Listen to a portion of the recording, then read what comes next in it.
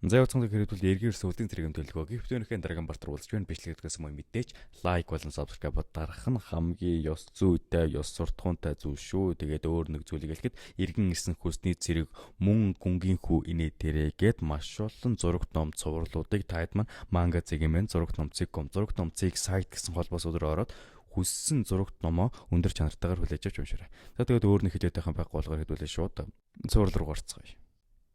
Зөвхөн хүртэл таад маань юу болоод дуустгийг санаж байгаа байх хамгийн сүүлд нэг бүсгүй өөрийгөө төлөнд харж байснаа хөгшөрсөн талаараа ярьж байгаа дуустдаг штэ. Одоо тэнд сөргөсөл явцгаая. Тэгсэн хажууд нь явах цаг чинь боллоо гэж хэлсэн үйлчлэгчийн арьсан нилээн гоё байгаад байдаг бөгөөд учир юу вэ гэвэл энэ үйлчлэгч нь яг одоо зүгээр энэ хажуудад зогсож байгаа хадагдагийнхан голсон тосыг л үйлчлэгч нарын түргсэн бөгөөд ингэж гэрэлтэж харагдаж байгаа. Тэр тос нь мэдээч одоо манай гисрийн язгуурт нод руу өгж явуулсан тос шүү дээ.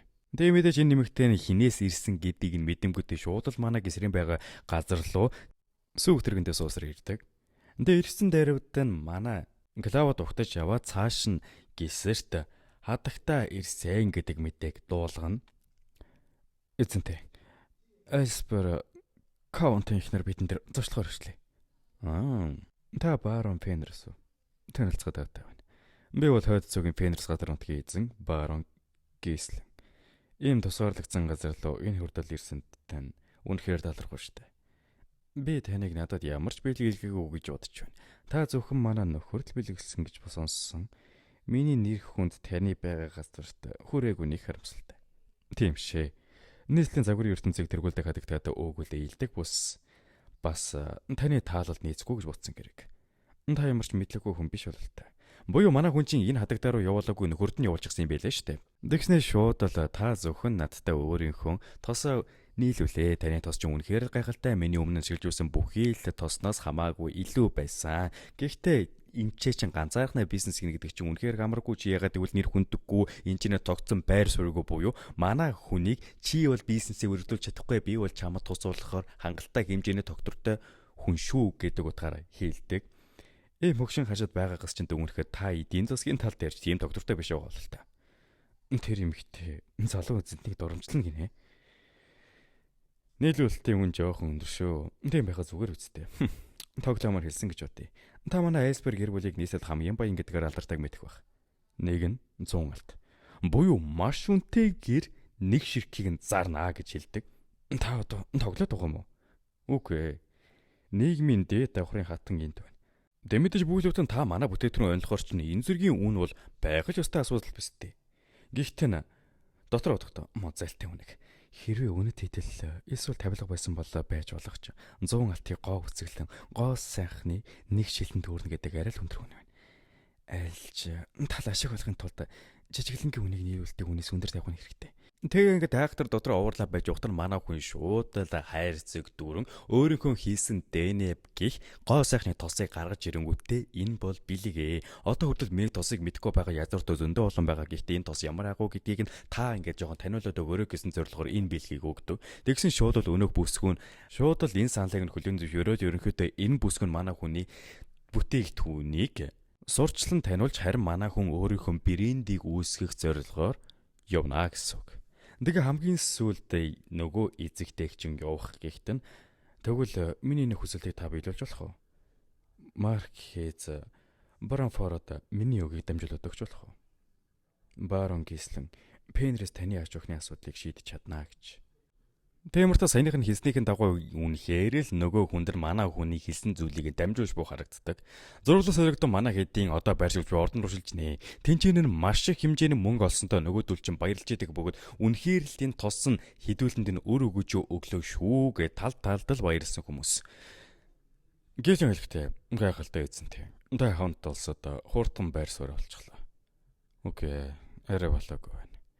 Миний хүсэж байгаа зүйл бол ингээд гарахтар нэгэн хоёулт дуулахтай хүн манай хүнийг хүлээж байдаг бөгөөд та барон Фенрис үү? Маркез Баронфорд таныг дуудууллаа. Мэдээж манай хүн хэлснийхэн дагуу өнөөх Баронфордын ордон руу Галавад Белинда хоёрыг дагуулan очих ба шууд л тантай уулзна гэдэг нэр төрийн хэрэг Маркез Баронфорд намайг барон Гислэн Фенрис гэдэг. Тэгээ шууд л өөрийнхөө аавын нэрийг хэлээд угсаа залгамжлагч наа гэж хэлнэ. Дэгэртэй эсрэг дэнд ялж. Каунтиг алан өдөртөгчийн суудлыг авсан. Их цантай утсан. Гислон ферж. Чи яваас өгтөр байх тийм үү? Захын нутгуудад юу болж байгааг гэж хэлж байдаг гэж мэдээд байсан юм аа. Маркетсон Брамфорд. Тэр бол сайтай бөгөөд энэ усад хамгийн их нөлөө бүх хэрэг мэдлэлтэй хүн. Тэр бол Дюк Делфинийг эсрэг үздэг хаантныг дэмжигч бүлгийн өндөртөгч. Хаант улсын жижигч бай, томч бай. Бүх ажил Маркетсон гараар дамжина. Хэрвээ хаантныг дэмжигч Каунтиг ихнэр Мариал байгаагүй бол би түнтэй ийм хурдан уулзч чадхааргүй байлаа. Тэгээ шууд бол манай хүнийг суулган "Нэгэр чи миний охины асуудлыг шийдэн чадна" гэж хэлсэн билээ. Тийм ээ. Би түүний өвчнийг нэгтгэж чадна. Чи миний охин Росолинта хизээч уулзаж байгаагүй байж бидний олон жил эмчилж чадаагүй өвчнийг яг яаж түүний шин чимдүүдийг нь мэдчихгүй ч эмлэж чадна гэж хэлж байгаа юм. Би нийслэл байх хугацаанд мэдээлэл зогдолж байхдаа янз бүрийн сургал сонссон. Мэдээллийн дагуу бол би өмнө нь энэ өвчнийг эмчилж байсан юм. Надад чиний өөртөө итгэлтэй байдал таалагдж байна. Явна уу? Миний охины өвчнийг эмчилж чадна гэж хэлсэн биз дээ. Анхны хүн нь чи биш. Бас тэд нэр бүгдээрээ бүтлгүүцсэн. Буюу ядчгүй энэ охин нэлээд хүнд өвчин туссан байгаа бөгөөд өмнө нь хүртэл маш олон залуус аавынх нь итгэлийг нь хуугалж байжээ. Тиймээс охиныг нь эмчилнэ гэсэн үг өөрийнх нь сэтгэл хөдлөлд ерөөсөө нөлөөлөхгүй байгаа бөгөөд байдгал зүшиг хүлээж авч байгаа юм. Та түүнийг идгиймэргүй байх юм уу? Энэ нэг тийм том асуудал биш. Муу арьстай байлаа гэж түүний амьдралыг авчихгүй. Гэхдээ хадагтай өөр бодолтой байгаа гэдэгт би итгэлтэй байна. Би чамайг өнөөдөр энд дуудсан шалтгаан бол чамайг өөрийн нүдээр нэгтлэх. Чи өөртөө тийм итгэлтэй байна. Нэгтэр манай хүн нэлээд итгэлтэй байна гэд өөрийнхөө амь насаар тангаралах хэмжээний амлалтыг өгдөг.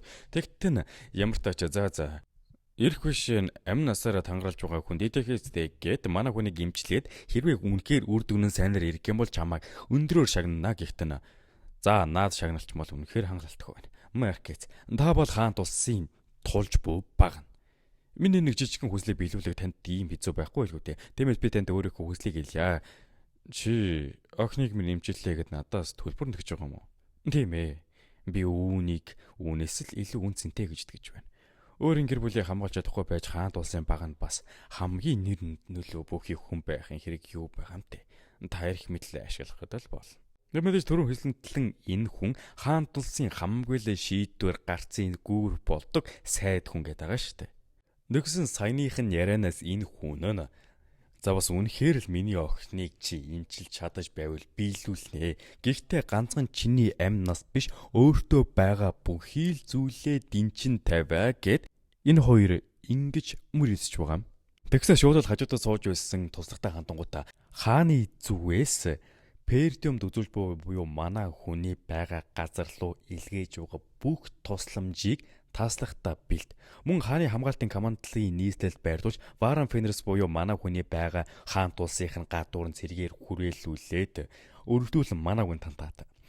Чамд нэг 7 өдрийн хугацаа өгч байна. Энэ хугацаанд Росоли буюу миний охиныг нэг шарх сэргүүгээр төгс биеийн байдалтай авчир гихтэн манай хүн шуудад хийж чаднаа гэж хэлнэ. Энийг сонсон Клауд болон Белинда хоёр бол үнэхээр гайхалтай ингээ шоконд орж байгаа шүү дээ. Бүхэлдэн өөрсдийнх нь амь нас нь хүртэл манай хүний гарт байгаа болохоор зураглал харанхуй өрөөнд буй охин руу шилж нэ. Нэрээр дотор явахдаа аав би бусдад туслахын тулд өөрийн амь насаа эрсэлд оруулах хэрэгтэй юм уу? Ярих мэдэлгүй хүмүүсийн үзүүлж буй тусламжийн үнэндээ үүнээс хууран цангаас өрзүүлгүй. Хэрвээ чи бусдад тусалдаг хүн болмоор байвал хамгийн түрүүнд үүндээ тохирсон хүчийг олж аав. Би таны хийснээр хийсэн. Би тохирсон хүч чадалтай болсон. Гэхдээ хариуд нь авч байгаа зүйл энэ аимшигтай төрх. Буюу одоо өөрийнх нь туссан өвчин аавынх нь ятгалаг буруу туршилтаас болоод үүссэн гэж хэлж болно. Яг ингэ бодож явахт нь чамаа гэж мэдсэн юм аа. Гисээр манай хүн гаднаас нь ороод ирдэг бөгөөд Маркез Ференфортын охин Росолин Ференфорт. Би бол Фенерсийн газрын захирагч Геслен Фенерс.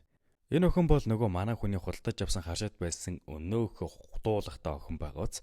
Тэгснэ манай хүн өрдүүлэн би чамайг имлэхийн тулд энэ ч ирсэн. Миний өмнө нь чамд өгсөн бүтээгдэхүүнээ чи хэрэглэсэн үү гэсэн чи шууд л тэр бүтээгдэхүүнийг хэрэглээгүй өөдөөсөн шидэд эн чин надад юроос нөлөөлөхгүй ганцхан чийл нь миний өвчнийг идэн гэж ирсэн юм уу?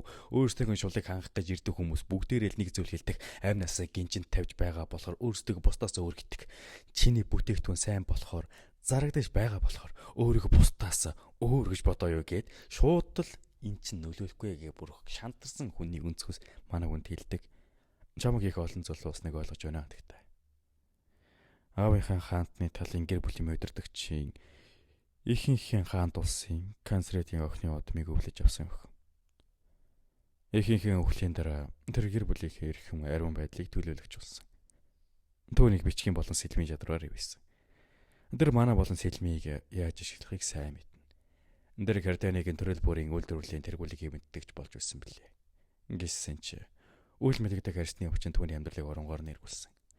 Маркесийн гэр бүл байж болох бүх өвчин аргыг ашигласан ч Росолингийн өвчин хэзээж итгэрээгүй. Эмэс Маркес Баранфорд түүний асуудлыг улс төрийн гэрлэлтээр шийдвэрлэхийг оролдсон. Тэр өмнөх шиг амьдарч чадахгүй ч ядчаал Баранфорд гэх нэр нь түүнийг хамгаалж байв. Үүний гол шалтгаан нь маанаг хөгжүүлэх арга барилыг буруу ашигласнаас үүдэлтэй. Буцаах аргагүй. Гэнэт дүрсэн арсны тууралд байлаа. Энэ нь манангийн сөрөг ба эрэг төлөлийн тэнцвэр алдагдах үед гардаг ховор төрлийн бие хүлээж авах гэж татгалдаг нөхцөл байдал. Өөрөөр хэлбэл түүний маана зам нь гажигтай гэсэн үг. Ингээд ер нь нэлээд судалгаатай байгууз. Тэр манайгаа ингэж хүчээр гадагшлуулах тусам өвчнөр имжлэхэд улам хэцүү болно. Тэгснэ шууд л гисээр уушлаарай. Гэхдээ чамайг хүчээр имжлэхээс арга байхгүй нэгэд өнөө эсэргүүцэд байсан охиныг шууд л дарж аваад Белинда болон түүний туслах хоёроор түүнийг хүлээлээд орхидог. Би эхлээд чиний дуулгыг авах хэрэгтэй. Гисээр түүний дуулгыг наван нэг уусмал гаргаж ирээд түүн дээр цацаад өөрийнхөө гараараа маана цуглуулсан түүнд имжлэгийг хийшгэлдэг. Энэ имжлэгийн аргыг манай хүн яаж мэдэж байгаа вэ гэхээр Росиля буюу энэ охин нь өөрөө ирээдүйд энэ имжлэгийн арга олсон болж таардаг. Тэгээд энэ охиных нь байгаа байдлаас харахад маш их өвдөлтийг мэдэрч байдаг бөгөөд чи намайг энийг 7 хоногийн турш тестгээд байгаа юм. Яагаад заавал би гэж. Тийм олон хүмүүс байгаад яагаад би л өвчтөр өвдөх ёстой гэж. Тэгснэ энэ өвдлөхийн дундуур сая л нэг ойлгоно. За яах вэ? Би угаасаа л үхээс хойш бүх чадлаараа хичээгээрэй. Хэрэг бүтлгүүтэх юм бол би чамайг өөрийн гараар алан шүү гэдэг сая л нэг юм энэ охин хүлэнсч урна. Нэгэн манай хүний имчилгээ хийж байгаа газар буюу өөрийнх нь амьдарч буй харшийнх нь гадуур маш олон цэргүүд бүсэлчихсэн байдаг бөгөөд ер нь л 7 хоног өнгөрөөд хэрвээ бүтлгүүцсэн байх юм бол шууд л энэ хэдэг алах төлөвлөгөөтэй байгаа. Замуртаа шүүлийн явлын 7 хоногийн дараах хөшилж нэ. Мэдээж 7 хоног өнгөрсөн туула аав нь охиныхоо биеийн байдлыг өөрийн биеэр шалгахаар хурж ирэхэд нь манай хүн охиныг нь цагаан давгаар орон хүлээж байдаг. Нямартаж саяны үйл явдлаас агуулсан өнгөрөн маш олон зургал гарсан байдаг бөгөөд охиныг нь идэгсэн гэж ярилцаж байдаг. Зөвлөл манай хүнийг аавынх нь өрөөрөө орж буй ирүүлж нэ. Тэгтэн чиний яриад тэгэхээр худал байгаагүй байх нь. Үгүй ээ. Та надад боломж өгснэ ачуу дээ. Зөө. Амлал бол амлалт. Надад яг юу хүсэж байгаа зүйлээ хэл. Та миний хамгаалагч болооч.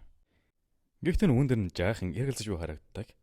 Нэгтэй мэдээч манай хүний яагаад ингэж нүгээс ойлгомжтой энэ хүн бол маш агуу цэргийн хүчтэй хүн байдаг бөгөөд манай хүний хийсэн үйлдэл болгоны ардаас арыг нь даах хүнтэй болгохын тулд л манай хүн ийхүү хэлж байгаа юм. Тэгвэл Баранфорд нь эннээс нь жаахан дургуйцэг өнгөйстэй би өөрөө хойцыг хамгаалж байгаа л та. Гэхдээ мэдээж амлалтын хойно манай хүнийг энд байгаа хүмүүс бүгд гэрч шүү. Тиймээс би чиний үйлдэл болгоны ардаас чамайг харж хамгаалах болно чи гэсэн хаа явсан газараа миний нэр хүндийг хамгаалан төлөөлж байгаагаа тангарал гэснээр манай хүн ямар тач ийхүү албан ёсоор өөрийнхөө хамгаалалтанда энэ агуу том хүчийг ардаа хатгаж байгаа байхгүй юу? Гадаас нь охин хүрэл ороод ирдэг бөгөөд хэдий миний авч хамгааг шагансан ч гэсэн жинхэнэ нөртэй хүн бол би. Гисрэ би чиний хамгаалагч болъё. Гэсэн ямар хөөр за. Зэмэртэ сургалт суулгахад нөгөө Маркес Баранфорд буюу охиныгоо идэгсэн гэдэг сургаар нь үдэшлэг зохиохоор болоод хавийн язгууртуудыг энэхүү үдэшлэгт өөрсөн байжээ. Тэгээ энэ үдэшлэгчнэр маш олон цуу яриа гарч идэг бөгөөд зүгээр нэг захын язгууртан бүхэл бүтэн тэр хэнийг имжилж чадаагүй өвчний гоосхны бүтээгдэхүүнээр имжилсэн инээдрийг гээд ярьж явахад нь манай хүн гаднаас нь ороод ирдэг. Бүгд л манай хүнийг ерөнхийдөө таньж зүс мэддэг болсон байдаг бөгөөд шууд л Фенрис гийслэн байна гэж мэддэг. Тэрээр бэлэндэд хамт явж явах бөгөөд гаднаас нь Маркес Брамфорд охиноо дагуулсаар орж ирнэ. Охин нь шууд л орж ирээд бүгдээрээ сайн байцгаана уу гэхдээ цуу яриа үнэхээр үнэн болж таарлаа гэд тэр хавар дүүрэн шуугна. Ардаас нь аавна. Өнөөдөр хүрэлцэн ирсэн та бүхэндээ баярлалаа. Өнөөдрийн баяр би миний охин Росолын өвчнөө идгэсэн баяр гэж хэлмээр байгаа ч гэсэн би өнөөдөр бас өөрийн хамгаалах хүнийг албан ёсоор зарлахуулна. Та нарын зарим нь түүнийг тань гэдэг тэтгэлтэй байгаа ч ихэнх нь мэдэхгүй л автай. Тэр эрийн ачаар Росолоны олон жил зовоож өсөн өвчин эдгэж охин минь өвчнөөс чөлөөлөгдсөн. Барон Гейслен Фенрис. Барон Фордын гэр бүл Барон Фенрисийг хамгаалагчаар хамгийн сайнараа ажиллах болно. Бас одооноос надад хэрхэн ханддаг. Түүнд ч бас тэгж хандах хэрэгтэй. Одоо бүгдээр баяр ёслолдоо таалан оролцсон уу? Мэдээж энэ үгэнд нь язгуурт бүгд л дургуцах бөгөөд ямар ихээр атаархаж байгаа нь ойлгомжтой шүү дээ. Маркес Баранфорд сонголт хийхдээ их боломжтой ханддагч сонголтоо хийчихвэл шийдэмгий байдаг. Боёо энэ залуу бол бүр ялтчгүй ирэх хүн шиг гэр хүн богоц залуун чашийн ах өвөө мэдгүй. Тэвээс мэдээж энэ ирсэн хүмүүс нь хаан тусын нөлөө бөгийн хүмүүс байдаг бөгөөд цаад утгаараа хөөхөн хүрээгээ тэлэх зорилготой иж яваас ирсэн юм билээ. Удалгүй үдэшлэг дундуур өнөөх эмжлэн Росолын чинь манай хүний өмнө гарч ирснэ. Танд талархлаа илэрхийлэхийг хүсэж байна баарон. Гиснэ та ийм өчүүхэн дуу чимээнд анхаар дандуулах хэрэггүй те. Алдартай хүнийг цуу яриа дайгах нь байх л зүйл. Буюу энд байгаа язгууртууд нь бүгд л манай хүнийг доош нь хийж өөлж байхад гарч ирснэ өмөр өдөөгөө янз нь баггүй юу? Өргөдөл манай хүн тандан ямар тааж тэд нар өөрийн нүдээр баталгаажуулж манай аавын хийсэн зүйлийг сонссон. Тиймээс хоёулаа явж танилцгаая гэд манай хүнийг өргөдөлн эднэртэй танилцуулахар болж байгаа юм. Цааш явсаар эхнийх нь Count Mariel. Айлсберийн чинэлэг гэр бүлийн тэргүүн бөгөөд нийслэлийн соёл бас арилжаа намайг ноёрхдаг. Хоёрдугаарт шудраг ёсны шүүгч. Хуйлба захиргааг хариуцдаг. Хааны канцлерын ууган хүү бөгөөд манай хамаатан ноён Белэрэ Нортон. Гуравт Маркез Морис Макоро. Хаант улсын арб ерөнхий хамгаалагч, улсын цэргийн хүчин хариуцагч. Эднэр бол Лотины хаант улсын цэргийн хүчин. Санхүүгийн байдал гол хүч болон захирах хэрэгтэй хамгийн өндөр зэрлэгийн язгууртнууд. Хойд нутгийн төлөөлөгчдийн хувьар дэ хамгийн түрүүнд хинтээ мэдчтэн гэдэг тэдний бахархлыг өвтөх үү эсвэл хүндэтгүү гэдгийг тодорхойлно. Гиснэр манай хүн энэ гурван язгууртнуудын аль хэрэгтэйг нь очиж сонгож хүндэлж байгаагаа илэрхийлэх том сорилттой нүрдүүлж байгаа байхгүй юу? Тэгснэ аль нэгэн дөр ночонготой сайн байна уу? Намайг Барон Фенрис гэдэг. Гэж хэлээд урагшаа харахад нь нөгөө арилжаа 8 сонирхдаг гэдгсэн язгууртын өмнө ми хийж байдаг. Тэгэлгүй явах. Чамтайч бас танилцахад таатай байна. Чиний очоор манай их нарын өөртөө итгэлтэй байдал улам нэмэгдсэн шүү. Хэрвээ чамд тусламж хэрэгтэй бол хэлээрэй. Гээд ярьж байхад нь манай хүнээс нөгөө тоос авдаг ихтер нь миний төвч хөөрхий юм аа гэж хэлдэг. Энийг нь харж байсан өнөөхөө командлагч гээд байсан гурав нь яаж бүхэл бүтэн цэргийн командлагч нарт хүндэтгэл үзүүлж чаддаггүй байна гээд хоорондоо ярилцаж байхад нь манай хүн ахаад л юу ч хэлэхгүйгээр хажуугаар нь зөрөн цаана нь зогсож байсан. Хуйлба захиргааг хариуцдаг гэсэн өнөөх хамаатан дээр нь очиж мэдлэнэ. Росолиныг хэмжилсэнд баярлалаа. Чич миний сэтгэлийг их тэнэлгэж чадлаа шүү. Би чамааг одоо болон ээлбо боолууд хайж байгаа гэж Маркезаас сонссон юм байна. Энэ үнэн үү? Би татвар болон худалдаачдын тал дээр хуулийн талаас зохицуулах болохоор бэтгий санаа зовоорой гэд манай хүн ерөн л өөрийнхөө 8-ны хаан явцыг урагшлуулахын тулд энэ хоёрд эрхэмтэр уулзсан ойлгомжтой болж байгааз. Нэмэлт хамгийн сүүлд нь өнөөх командлагч 3 дээр нь очиж мэндэлдэг бөгөөд өнөөх 3 нь маш манай хүн дургу байх нь анзаарагдана. Чи өөртөө битгий бартаа тугаарай. Хэдий чиний ард Маркез Баранфорд байгаа боловч хүсэх юм бол би чамайг өөрийн гараар амар хаан гихшин зайлуулж чадсан шүү гэд энэ ярианд өндөрлөдөг. Ямар ч иргэн төрлийн язгууртад бүгд л манай хүнийг нэлээд өндөр имжлэх чадвартай гэсэн учраас язгууртад бүгд л манай гисэртийн ярилцлагыг хүсэх нь ойлгомжтой болж байгаа.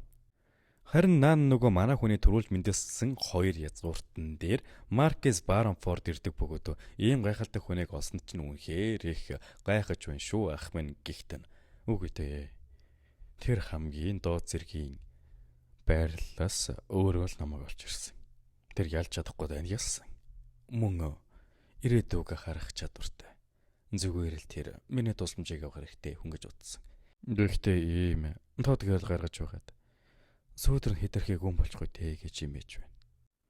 Наан үдэшлэг болж буй газрын хаалга нээгдэн нэндээс нэгэн хажиргалтай авра ялгарн харахад энэ нь манай хүний хүлээж байсан хүний Дюк Дэлфини түүний хамгийн гэрийн туслах бас Дукал гэр бүлийн стратегч Равул Жозеф гэх хэрхэм ардаа нэг том биетэй байрын залууг дагуулад ороод ирдэг. Шуудад Маркизм дээр ирээд мэд мэддэг бөгөөд уулзалгууд чээ. Висконт Жозеф. Таныг иймэрхүү үйл явдал ямар сорголгүй байдаг гэж утсан юмсан. Би зүгээр л таныг харж хүндэтгэл үзүүлэх гэж ирсэн. Таны залуу орслон сэрээсэн гэдгийг сонссноо дурдаас чирэггүй. Маркес өргөдүүлэн ямар зорилгоор ирсэн талаар нь асуугаад мөн ард нь байгаа залуунд яг юу болох, хэн болох талаар нь асуугаад ард нь байгаа залуун зүгээрлийг хамгаалж байдаг бөгөөд өөрийнхөө царийг хариулахгүй байгаа нэлээд үл хөндсөн асуудал шүү. Тиймээс өөрийнхөө царийг хариулвал зохистой байна гэхдээ ерөөсөө харуулах шинжгүй байдаг. Ард нь буу зэрэг нь яг хөлөг гэгтэн заа. Ямар ч хоол зам туулж ирсэн болохоор ядарсан байлгүй. Тиймээс жаахан амраад ав гээд энэ яриага өндөрлүүлдэг. Ер нь энэ Дюк Дэлфиний хүмүүс буюу Дюк Дэлфин гэдэг чинь жаахан муу нэртэй эргэн тойрны язгууртан маркизм хүртэл энээс нь жаахан сэжиглэж эхэлдэг. Ягаад тэгэхээр Дюк Дэлфиний нөлөө нийслэл хүртлээ ирж гисэн юм биш үү гэд. Өргөлүүлэн гисэр дээр очингуудаа шууд л мэд мэдэн манай хүнийг мэддэг болох мөн гисэрч гисэн энэ хүний талаар зуурхал сонсож байсан гэдгээ хэлдэг. Ерөнхий Пержимыг унгах төлөвлөгөөг энэ хулгайчин боловсруулсан юм байна л шүү дээ. Өөрөлдөл манай хүнээс хоёулахнаа тусдаа ярилцаж болох уу гэд нэг газар руу дагуулж ордог бөгөөд би шуудхан гол ярианд орж байгаа. Бид нэр чиний гол сайхны бүтээгдэхүүнийг сонирхож байна. Бүтээгдэхүүн чинь бүр хатгтай Россилийн ярсыг хэмжлэгээр хэмжээний үр дүнтэй гэсэн болохоор л би нийслэлд ирсэн. Үннийг хэлэхэд бид нар ч бас үнтэй ойролцоо зүйл дээр ажиллаж байсан юм. Хэрвээ та манай бүтээгдэхүүний технологи тал дээр хөгжүүлэх гэрээ хийх гэж ирсэн бол харамсалтай надад татгалцаас өөр сонголт алга. Үгүй дээ үгүй. Би чамайг ийм өдөртөө яриагаар залгах гэж ирээгүй. Зүгээр л чам шиг ийм авьяаслаг залуу хөө тийм юу ч үгүй хөдөө газар ялзарна гэдэг. Гинтэл арчаагүй нөхөр нэр хүндтэй болж дайнд ялалт байгуулж нийслэл өндөр байр суурьтай болсон. Аз байв уу? Эсвэл чадварчин байв уу? Би багхан сурсан. Тийм үү? Дюк Дэлфиний бүлгэмд нэгт. Гэр нь бол цаа занаагаараа Дюк Дэлфиний бүлгэмд нэгдэд энэ гайхалтай айкуу гин ашиглах гэдэг байхгүй юу? Хүний авьяас чадвар гэдэг мөнгө биш. Хэрвээ чи умарч хатуу ширүүн газар амьдрал өөрийн авьяасаа харуулах ч боломж олдолгүй барбанууд мөн гадаад утгийн дайнд ийцэж туйлдаад амьдрал чинь төгсөх бол. Чам шиг чадвартай татварцыг авьяасаа хийдэмээ гартаж байгааг би анхудаа харж байгаа юм биш. Гэхдээ хэрвээ чи бидэнтэй нэгдвэл тиймэрхүү юм дээр санаа зовох хэрэггүй бол. Яагаад гэвэл бидэнд боломжтой болгох чадaltaгүй чинь байна. Гэхдээ би аль хэзээ хаантны дагагчтай бүлэм нэгчихсэн шүү дээ. Эсэд удаагүй байгаа болохоор яг ч хэлсэн гэж хэлэхэд хэцүү юм. Бид умардууд чамд авгүй газруудыг болгож өгч чадна. Бас мэдээж аавд ч бас. Мэдээж гисэр цаанаа ямар санаа өвөрдөж байгааг нь мэдж байгаа учраас мэдээж өгдөл хэрэг авах бай. Өргөдөлөд өөрөөс нь. За яах. Гэхдээ танаас нэг асуулт асуух бол зүгээр үсттэй. Харин та бидэнтэй нэгдүүл яаж байна? Тэгж хэлсний дараагаар энэ хоёр нь гараад явчихсан байдаг бөгөөд сүүх тэргийн дарахта тэр залуу яг хийм. Тэр залууг нүд нэг л эвгүй байсан. Яг л таныг алах хүсэлтэй юм шиг гээд нөгөө масктай залуу нь хэлдэг. Нөгөө масктай залуу нь болохоор хурлын үеэр явж байхад тэр залуу миний нүд рүү харан эхлээд намайг алан дараа яаж таныг алах вэ гэсэн бодоо толгонд нь эргэлдэж байсан гээд ганцхан манай хүний хартаас нь мэдчихсэн байх нэхэр энэ гар бас тэгж жагаад эвгүй гараагоц. Ямар ч тач өнгөрсөнд юу болсон зүйлрүү шилжих бөгөөд манай хүнийг тэгэж хэлсний дараагаар нөгөө хоёр чинь тэгэхээр энэ Маркес Баронфордын чамайг үнэлсэн шалтгаан байна.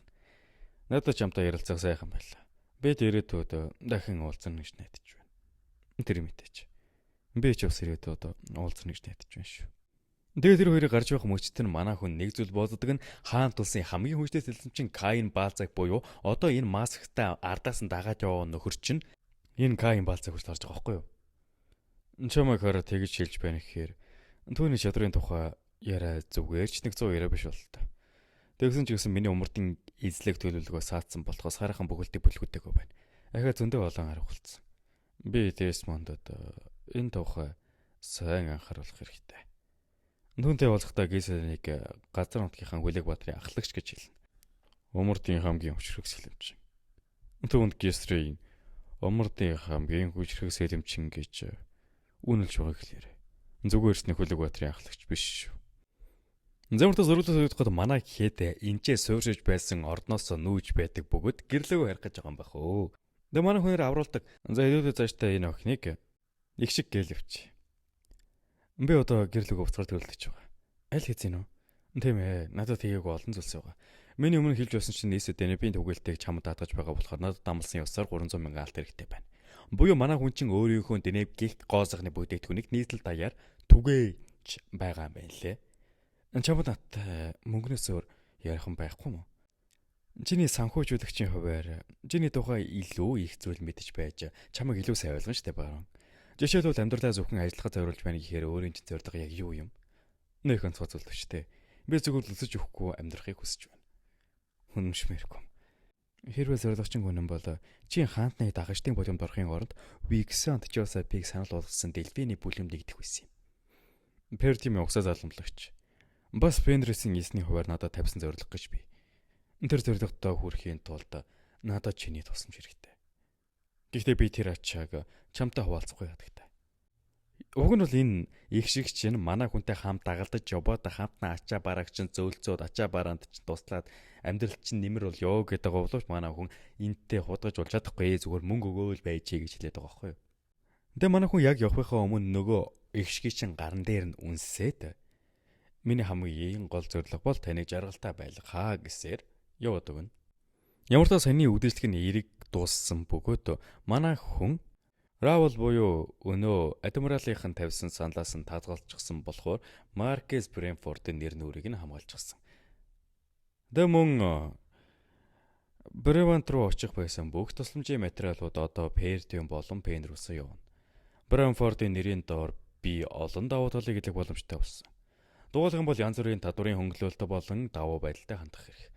Аль хэдийн хаант нутгийг дэвсгэрээс манай бүс нутаг буюу Пертиум руу 50,000 орсон суугчийг нүүлэхээр баталгаажуулсан. Нэгэн мөн ажилчид болох одоо болоодыг аль хэдийн Фенрисээр явуулсан учраас хинч одоо энэ Фенрис буюу манай хүний хаант төрийг барьж байгаа улсыг жижигхэн ядуу гэж хэлэхэрэг болж байгаа байхгүй юу? Ямар ч тач манай хүн гэртээ ирдэг бөгөөд тэнд нь аль хэдийн өнөөх одоо боолууд нь очижсэн байдаг. Тэгнэ шуулал манай хүнийг нилээн таата уур амьсгалтайгаар угтаж авдаг бөгөөд энэ одоондрыг нь манай хүн хизээш өсөхгүй мөн байшин барьж өгнө гэсэнд нь хэдэн одоонор нь бүр маш их баярлж байгаа байхгүй юу? Дэгсэн эднийх нь ахлагч бололтой нэг сагалтай байрын жижигхэн одоо угсаал жижигэн л дээ одоо юм чинь те. За тэр залуу нь хэлэхдээ битгий тэнэгцгээ гэдэг бай. Язгууртан л язгууртан. Та нар арай тэрэнд итгээд байгаа юм биш үсттэй. Зүгээр л төлөвлөгөөнийхээ дагуу явна. За энэ хэдэн мэдээч ямар төлөвлөгөө гэдэг юм баг ойлгомжтой үлгүүдээ боолынхаа амьдралаас чөлөөлөхийн тулд тиймэрхүү төлөвлөгөө гаргаж байгаа. Харин гисэр маань саяны энэ хэдийн хоорондоо юу яриад байгааг нь нэлээд шижигтэйгээр хардаг бөгөөд хажууд нь клаудаа өргөдүүлэн даалгавар даатгадаг. Би дөнгөж ирчгээд байхад жоохон амс гэж болохгүй нөө. Боолд амрах цаг гэж байхгүй. Нээслэл дөнгөрөөсөн хугацаа амралт байсан гэд утчих. Яаралтай хурал хийн гэж зарлаа. Ямар ч тач хуралдаа бүхий л хүмүүсээ дуудчихсан хуралдаж эхэлдэг бөгөөд хажуудаа нэг нарийн бичгэн болтой залуу манай хүнийг явсан хавгуур нь яг юу гэсэн талаараа илтгэж эхэлдэг.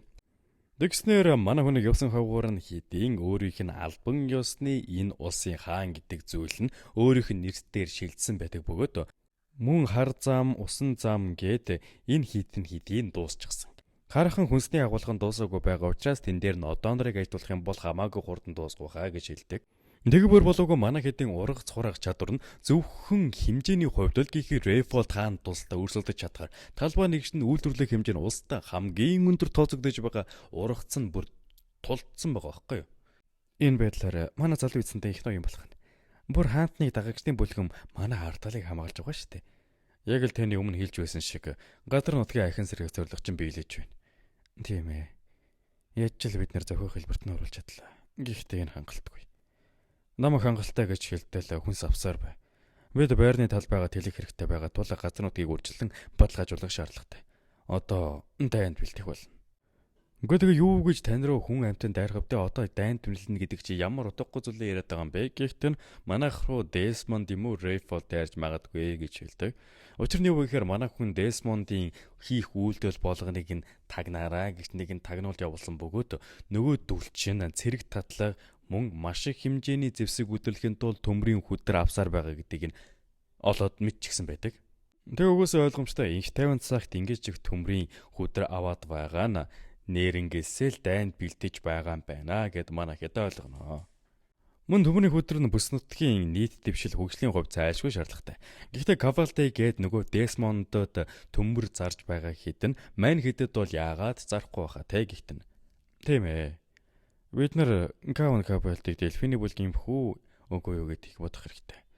Бид нар төмрийн хүдрээ авч байх хооронд манай дайсан бид наруу дайрах бэлтгэл ажлаа дуусгачихсан ч байж магадгүй. Энэ нөхцөл байдал жоохон тохгүй байгааг харж байгаа биз. Буюу манай хэд яалтчгүй зэвсэг бэлдэх тал дээр асуудалтай болчихж байгаа байхгүй юу? Тэгснэ би одоо та нарт нэг төлөвлөгөө хэлье. Ингээд өөрийнхөө төлөвлөгөө хэлдэг нь бид нар эхлээд Cavalry буюу нөгөө Desmond гэдэг угаа хулгайч төмөр нийлүүлж байгаа нүгд рүү дайрья гэж хэлдэг. Зөвхөн манай хэдий дөнгөж цаярж ирсэн Cavalry ордон руу шилждэг бөгөөд тэнд Юкийн явуулсан нэг нөхөр Cavalry буюу энэ нутгийнхаа хаантай юм яриад байж байдаг.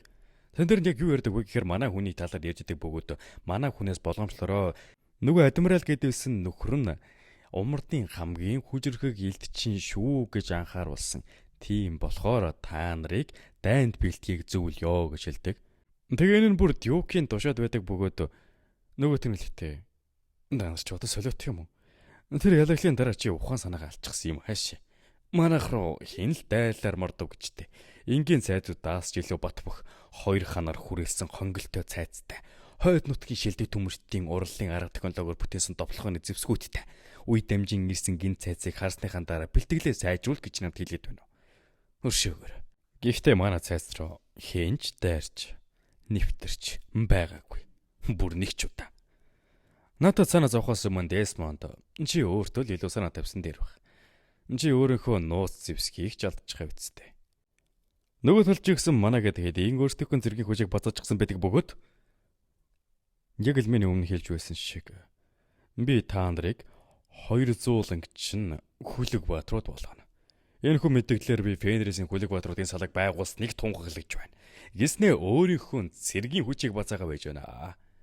Зэвэртэ шинэ хүрээд энэ удаагийн партийг дуусгаж байна. Тэгэхээр та бүхэн дараагийн партийг илүү хурдан авч үзэх үзвэл мэдээч лайк болон subscribe дараарай. Тэг мөн иргэн ирсэн хүссэн цэргийн төлөвлөгөөгийг энэ хүү вебдөө нээгээд та хэд маань манга загимын зураг номцог.com зураг номцыг сайт гэсэн холбоосоор ороод дуустал нь өндөр чанартайгаар монгол орчуулгатай хүлээж авч унших боломжтой. За тэгээд энэ хүртэл нь үзэн дээр үнэхээр баярлаж байна. Тэгэхээр дараагийн бичлэгээр уулзлаа. Тэр баяртай. Нэг удаа гурлаа.